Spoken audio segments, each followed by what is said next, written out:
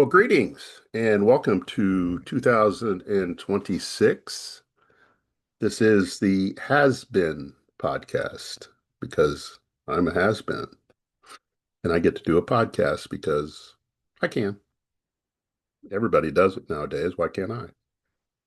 Anyway, it's Monday, January 5th, 2026. Lots going on, lots going to happen, and we're here to sort it out for you a little bit when it comes to Purdue sports and things like that, Big Ten and the national landscape and all that kind of business. But anyway, start with men's basketball. Braden Smith became the Big Ten's all-time assist leader over the weekend at Wisconsin, uh, breaking Cassius Winston's mark. Braden sits at 893 assists. He's trying to chase down Bobby Hurley. He needs 184 assists to reach that mark. Um, Purdue is guaranteed 19 more games, 17 in the Big Ten, at least one in the conference tournament, one in the NCAA tournament. But I think we all know that it'll be more than 19, or it should be 19. You could add two more to the Big Ten tournament. That would give you to 20, add six in the NCAA tournament if you get the national championship game. That's 26 more games, 26 more opportunities. If Purdue would get to the national championship game, he would have to average around 7 assists a game to break Hurley's mark, which is well within his wheelhouse. Now, obviously, the less games you play, the more assists you need to have, but he's delivering 8, 9, 10, 12 assists on a given night. Um, so the mark is definitely within reach. And I think we all know that he's motivated to get that mark. He was motivated to get the Big Ten mark, and he'll be motivated to become the career leader. And this is something that probably, based on the current landscape of college athletics, but college basketball in general, this is something that, at least from a Big Ten standpoint, he can put a lot of distance between whoever comes next from the assist standpoint.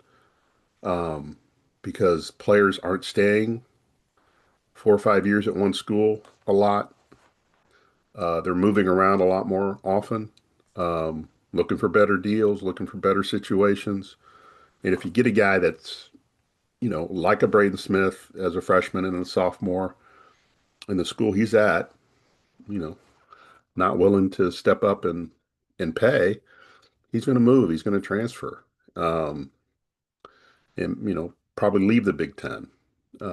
So I think Braden Smith, whatever number he finishes with from an assist standpoint, I believe that'll be the record for a long time, probably in my lifetime, which I don't know how much longer I got, but got a few more days, I think. But it'll be there for decades.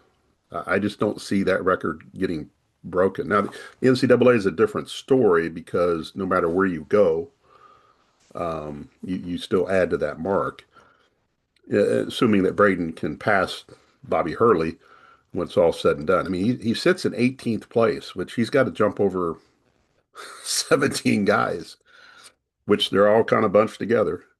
He's got to jump over 17 guys to get the mark. But the good news, none of those guys are playing anymore. And, they're not adding to their assist total, but Braden is. And again, if Purdue can play the maximum number of games left on its schedule, then, he's probably going to get it based on his play, but also based on, you know, he's got great shooters on his team with Fletcher Lawyer, Jack Benner.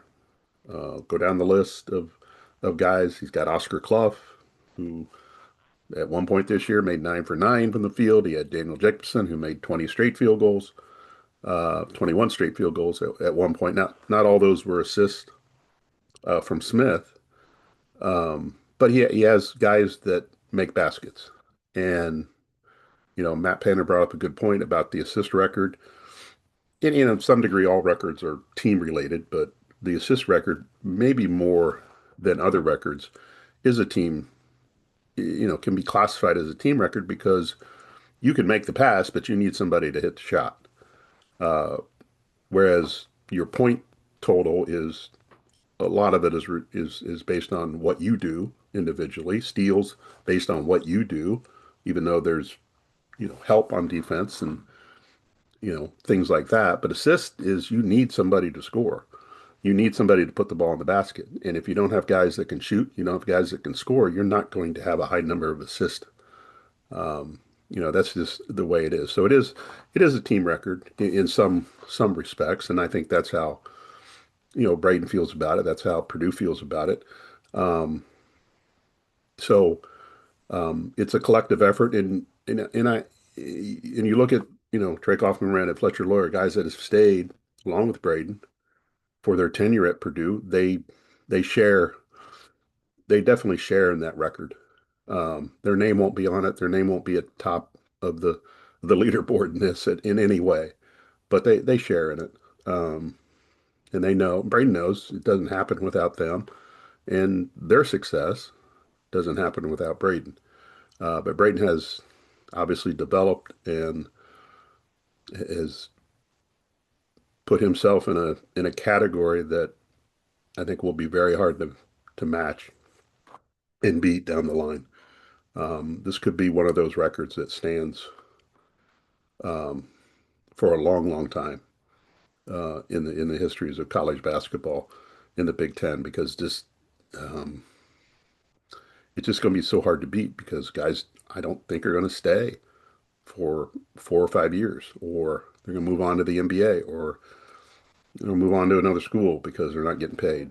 So it'll be interesting to see what the final number is, and it probably should be around what Bobby Hurley's number is right now, which is I think 1,084 or 8,060 something. It's over 1,000.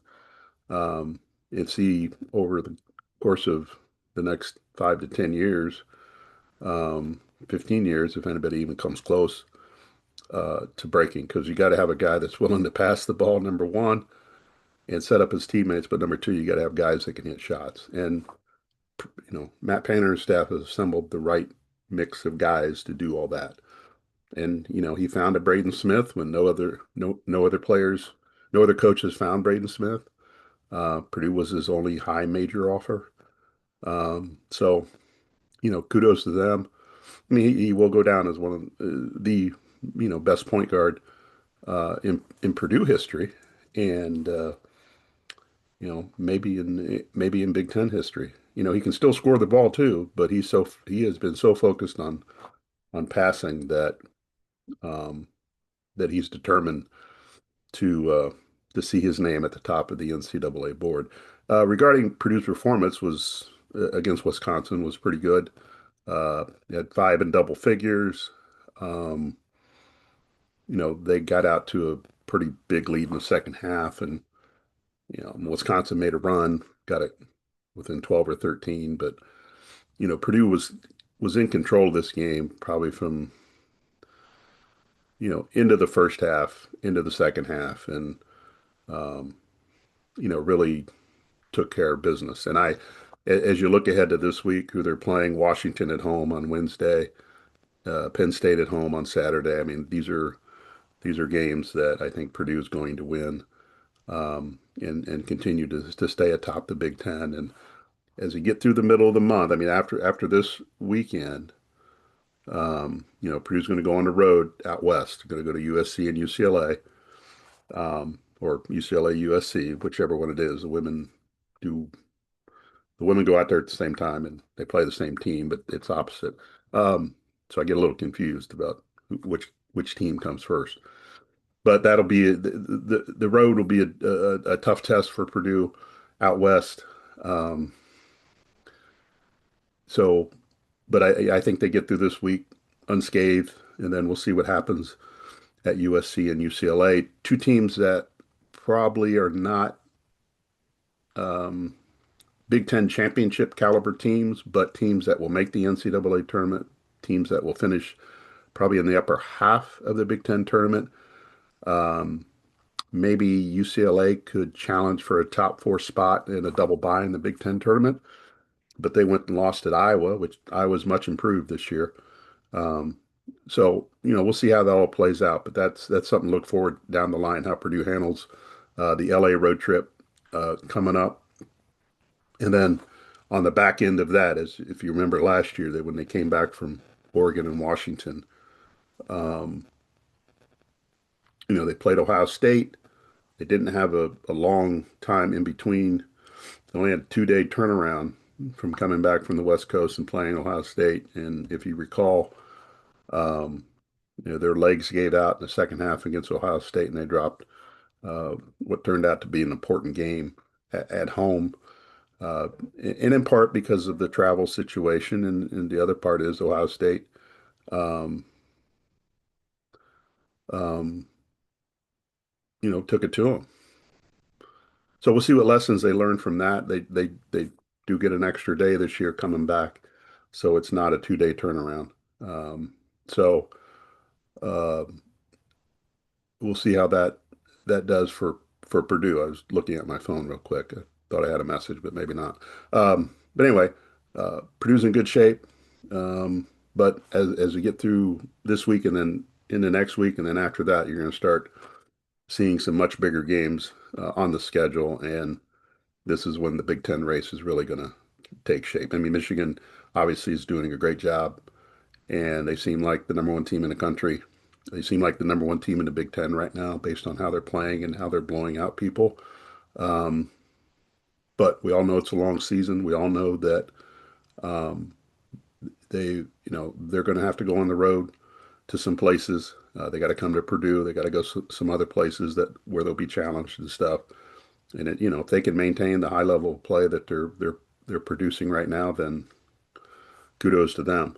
But Purdue, Purdue's got a lot of its better opponents at home that you would consider Big Ten contenders. Obviously they play IU twice, once in Mackey, once in Bloomington, but you get Michigan home, you get Illinois at home.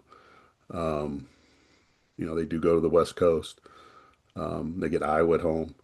So it'll um, the Big Ten race. I think as we get to the end of January, we'll start to really separate and see who the contenders and the pretenders are in this whole thing. But Purdue's in great shape. Ever since the Iowa State loss, their defense has been pretty good. I know they give up over 70 against Wisconsin, but their defense has been pretty solid. And a lot of that has to do with the rim protection of Oscar Clough and Daniel Jacobson, two guys they didn't have last year. And you had Trey Kaufman-Renn playing the five, trying to guard fives, which took away some of his rebounding, what he could do on the boards. And he was defending guys that were bigger than that he is. And, it didn't lead to an ideal situation. I think Purdue now, they addressed their needs and they got Daniel Jacobson back. You know how things would have changed last year with Daniel Jacobson playing for a full year instead of just basically a game in a minute that he did. Um, so they're better defensively around the rim. Um, they're only giving up like um, saw a stat last week, like a point per possession, just over a point per possession at the rim this year compared to, I think, 1.34 points per possession last year. That's a significant difference from what they're doing. They're forcing teams, teams aren't getting to the rim as much, and they're forcing teams to take more challenging shots. And so far, it's worked. It didn't work well against Iowa State. I mean, they were on fire, but for the most part, it has. And this defense is going to have to be there for this team when they do have an off shooting night as a group. Um, that hasn't come up a whole lot. Their defense wasn't great against Iowa State, but Iowa State was great against Purdue's defense, and Purdue's offense didn't keep up that night either. And they're probably going to have another one or two of those nights as you get through the rest of the season, just because of the law of averages. Um, but I still think they've got enough to win the Big Ten regular season title. I would still put them right up there. The Michigan game at home probably will go a long way in deciding that.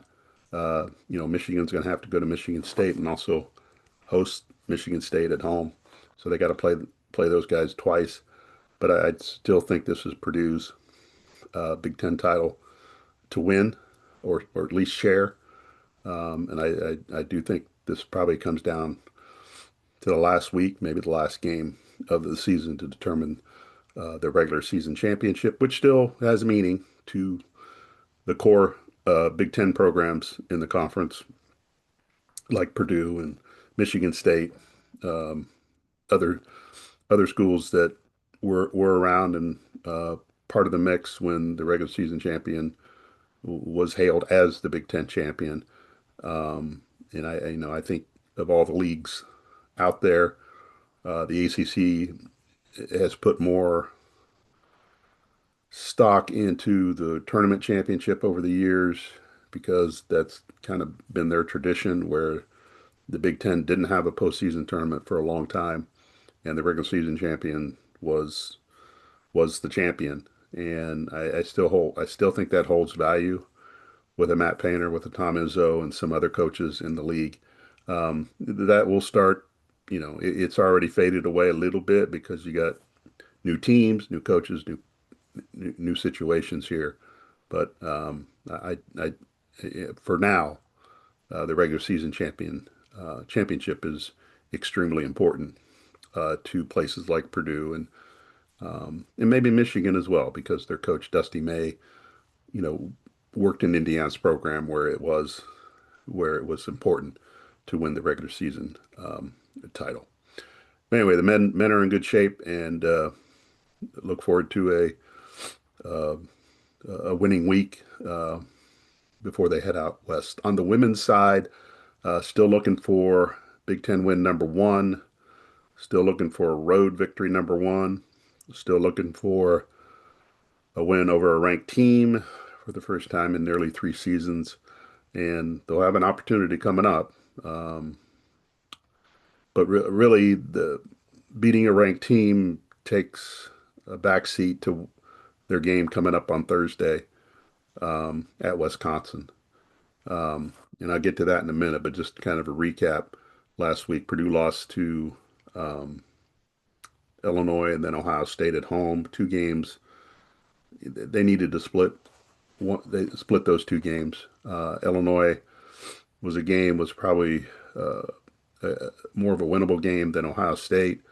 Um, they had, um, you know, Purdue's had a bad first and third quarter against Illinois, and just could not recover from that. They lost by 10, and then Ohio State just turned them over 26 times and scored 29 points. And Ohio State's quickness, athletic ability, just kind of dictated that whole game. And Purdue once again, Purdue had to play uphill, which they don't have the offensive firepower to do that.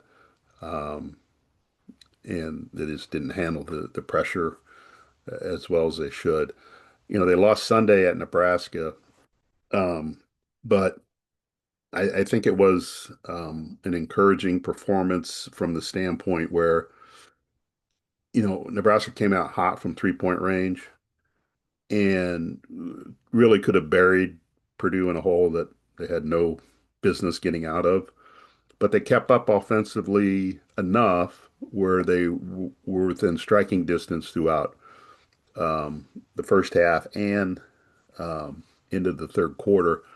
Nebraska cooled off a little bit from 3-point range, and Purdue had some opportunities to get closer. They got within six late in the third quarter, and they went the first 3 quarters with only 8 turnovers, and then had 8 in the fourth quarter, and that killed any chance to come back. Nebraska's a really good team.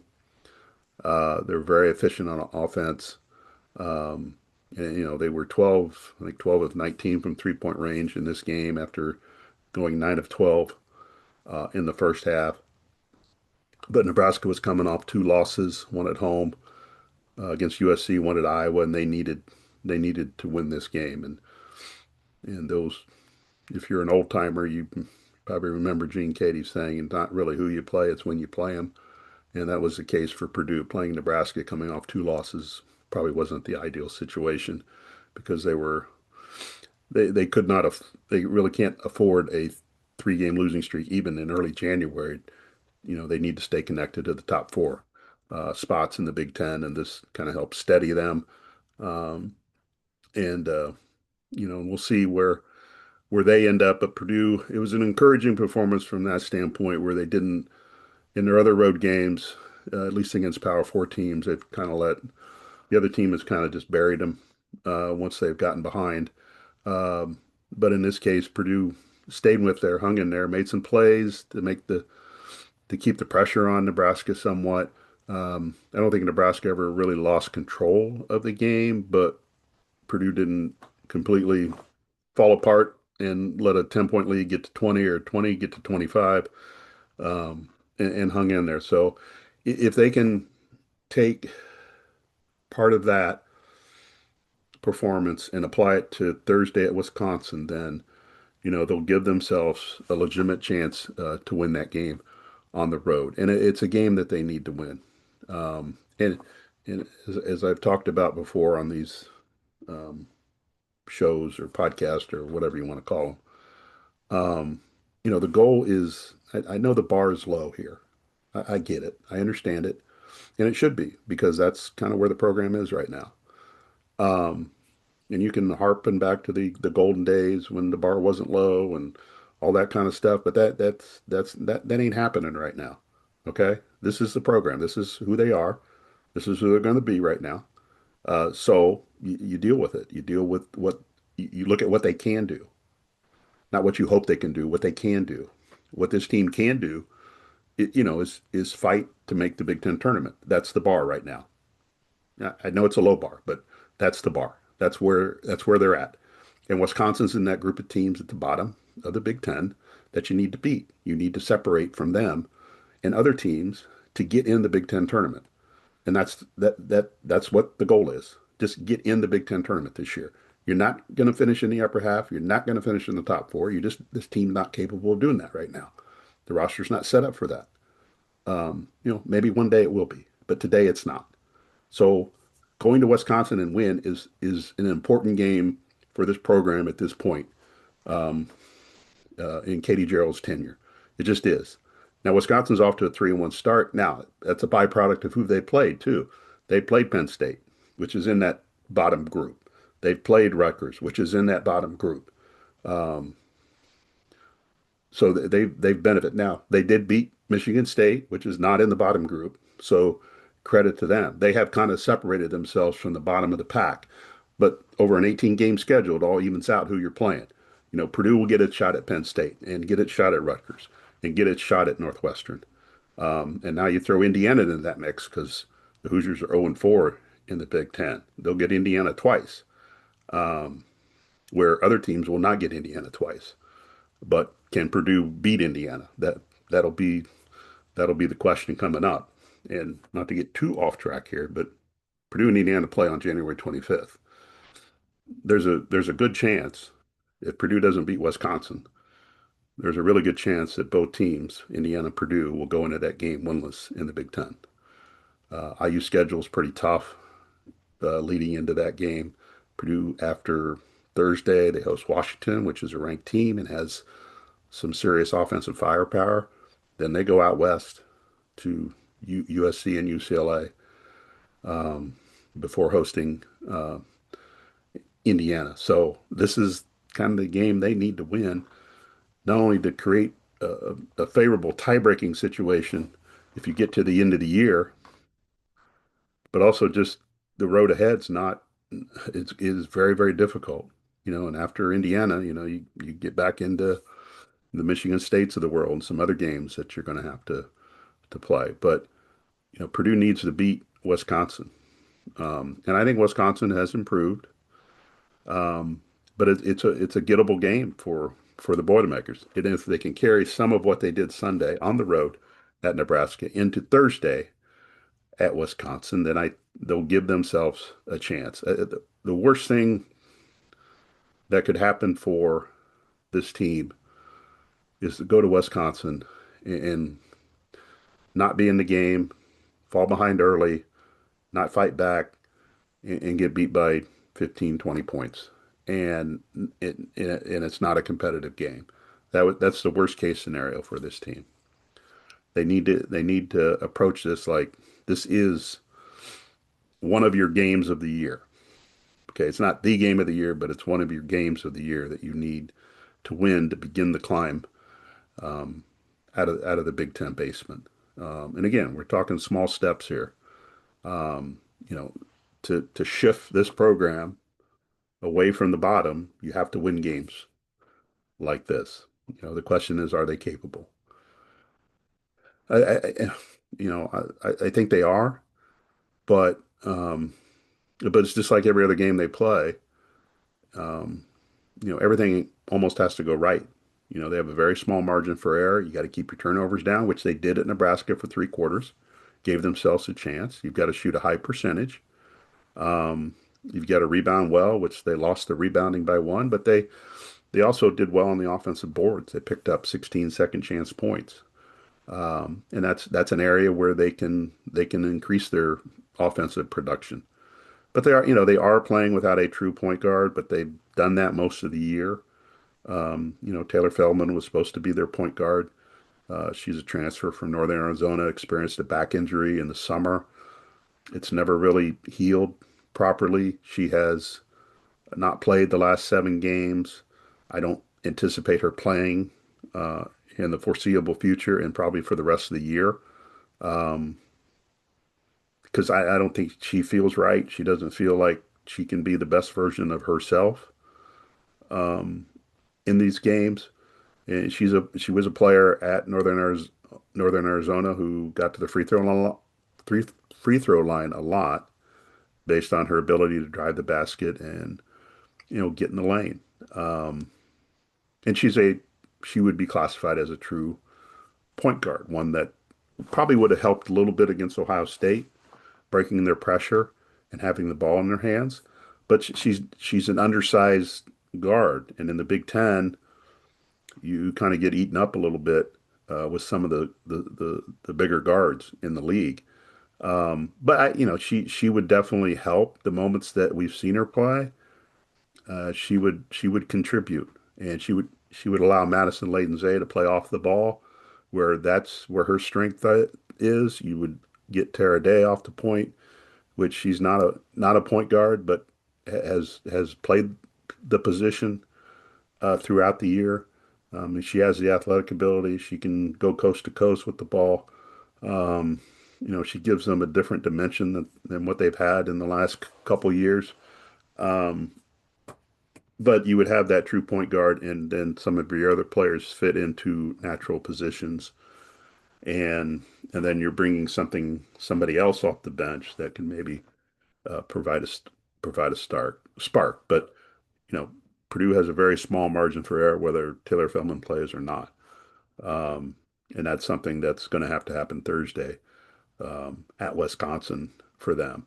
Um, it's an important game, not for the top of the league, the middle of the league. It's an important game for the bottom of the league. It just is, and Purdue needs to win these games to really give themselves a chance to, um, first of all, get their first Big Ten win, get a road win, but also put themselves in a position to finish ahead of Northwestern or Rutgers and Penn State and some other schools. I mentioned, got Indiana in that mix, and it's just right now. I think you got 6 teams that you would deem candidates for the bottom of the league, and Purdue's in that mix, and they need to kind of um, start to make some hay in that area to um, make a move. Avery Gordon did hit her head on the floor at Nebraska. She went to the locker room, came back, sat on the bench the rest of the game. She didn't go back into the game. Sage Stahl suffered took a knee in the side slash back against Ohio State in a loose ball scramble. Um, she was she didn't play Sunday. She was questionable on the availability report. They did take her last week to the emergency room after the game, just as a precaution, to make sure no ribs were cracked, broken, and everything was still in order internally, um, to see if she was okay. I'm sure she got treatment before the game, but she didn't play at all, and we'll see what her status is going in to this week because Purdue plays Thursday, and then they play Sunday against Washington, which is a ranked team, and as I mentioned, they have some offensive firepower. They're coming off a win over Michigan at home, where they kind of handled the Wolverines when Wolverines are pretty good. So Purdue's got a tough week. Every week's a tough week uh, for this program, but the key game is Thursday at Wisconsin, and it's kind of hard to say what will happen and all that. I tell you what needs to happen. I think I have, but we'll see how that plays out. Football is in the middle of portal activity, both coming and going.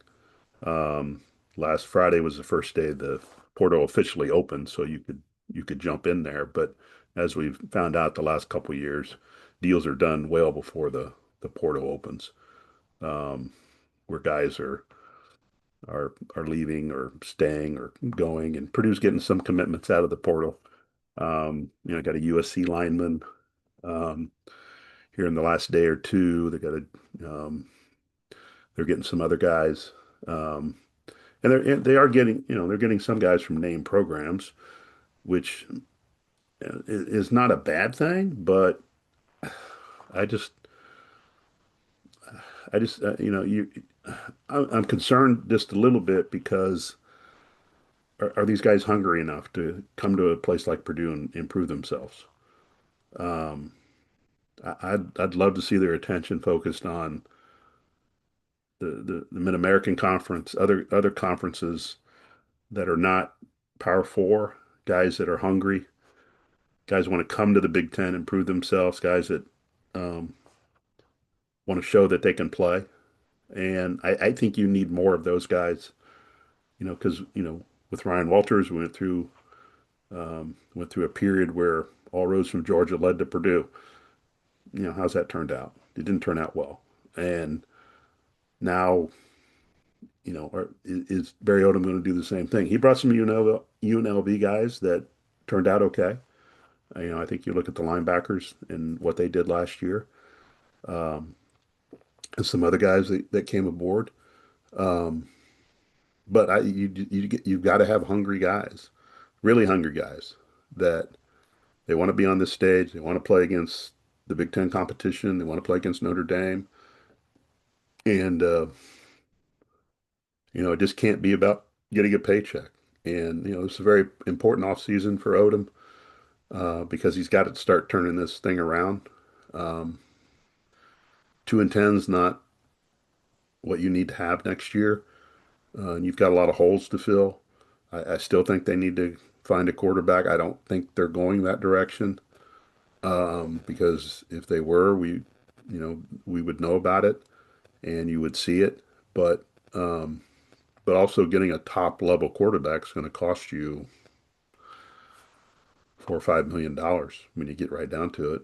And I don't know how, I know Purdue has revenue share, but I don't know how much um, NIL money they have out there to make that kind of investment in a player. And most coaches won't want to do that because they need to spread the money around a little bit more and not have it all focused on one player. But for Purdue football to take a take a significant step forward in 2026, I think they need um, an upgrade at quarterback.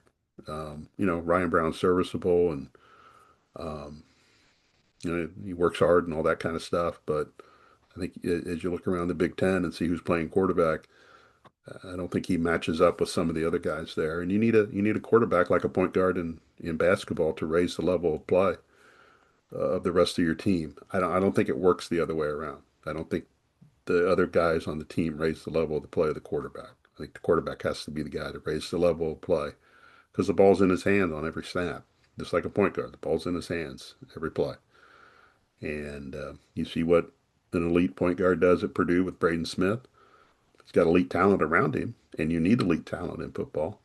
You guys that can catch the ball in football. That was a problem last year, but you also need a guy that can spin it, who's a leader, um, and will demand excellence from the rest of the team. You can look around the Big Ten. You can look just down the street at IU. What an elite quarterback can do um, for a program, and eventually Purdue has to get there. Um, Now, maybe the plan is that you develop one down the road, but I don't know if you have a lot of time to develop somebody these days. I mean, you have to go basically, you have to go overpay. It's like um, the pro sports, Major League Baseball. You got to go overpay a starting pitcher because you have to, because other teams are willing to do that. In college football, other teams are willing to do that because they need to make the investment, because they need to win, whether it's keeping their coach off the hot seat or just you know, keeping the stadium full, keeping your program competitive. Um, so, when all the dust settles and we see who's here and who's left, and Purdue's losing guys in the portal as well, then probably none of them are a surprise to anyone within the program because they all have an idea of what's going on. And things we don't know is how many of these guys that are leaving, kind of were told, you're not part of our future plans. Things that we'll never really know. Or are they leaving because they don't see um, a, a future of success? And you got guys coming in from the portal that want to win, I would guess. And that's a hard sell when you're 2-10 and you've been 1-11. 1-11 wasn't on the Odom, but the program was 1-11. So that's a hard sell, in my opinion, to get an elite player because transfers don't want to come to a rebuilding project. They have limited time, and if they want to win, then they want to be with a program that's going to win and guaranteed to win. And Purdue can't say that right now.